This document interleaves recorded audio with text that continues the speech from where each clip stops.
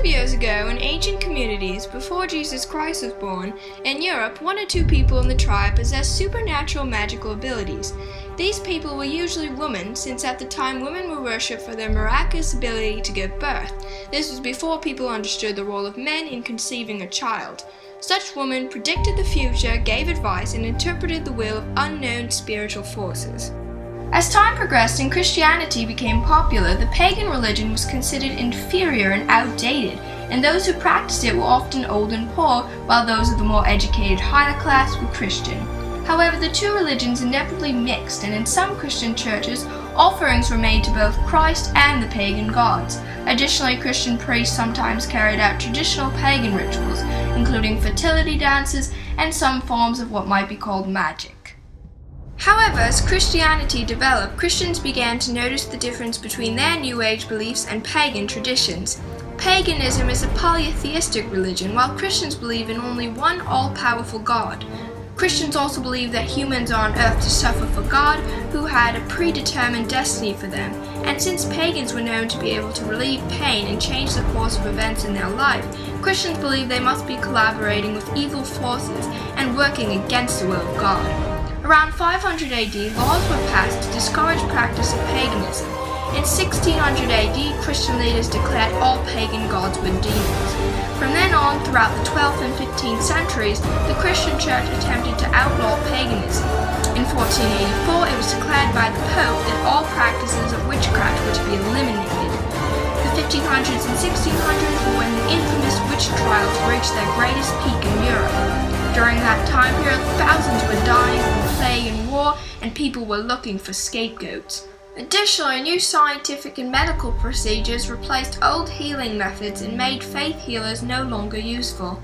Lastly, once the role of men in reproduction was understood and men began to dominate society, women were no longer seen as holy. In fact, people were suspicious of women's sexuality, and it came to be largely associated with the work of the devil. During this time period, tens of thousands of women, 85% of those charged were women, were convicted and executed for practicing witchcraft and working with the devil.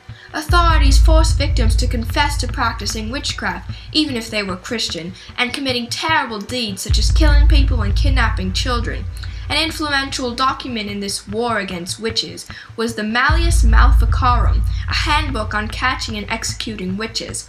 Horrific torture techniques were used to get people to confess, and victims were drowned, beaten, raped, disemboweled, ripped apart, hung, and classically burned at the stake. These trials essentially ended because officials were running out of people to accuse due to all the executions and people cooped up in jail.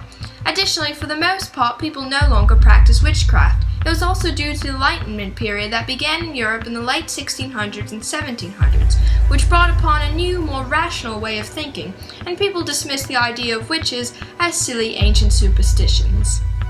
The Puritans came to America from Europe in the mid-1600s and brought with them beliefs in witchcraft. In the small village of Salem, Massachusetts, a shocking set of witch trials took place in 1692 and 1693.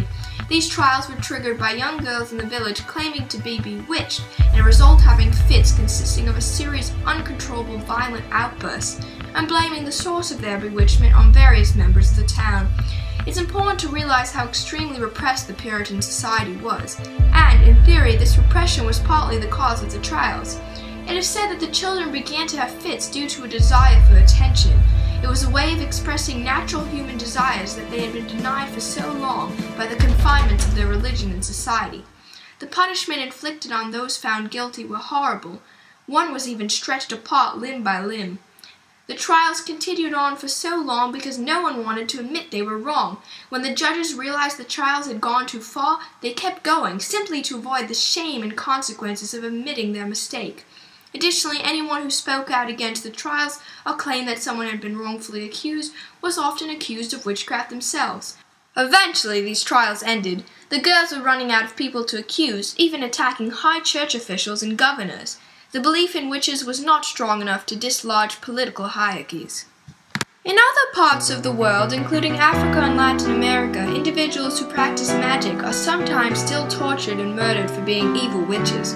However, the Wiccan religion was revived in the 1800s, and today is practiced without prosecution of its followers. although the concept of witchcraft is still disturbing to many, and Wiccans are sometimes subjected to hate crimes. The movement really began in the 1900s when the British Order of Jews began to practice public rituals in Britain, one of the first groups of people to practice the religion openly.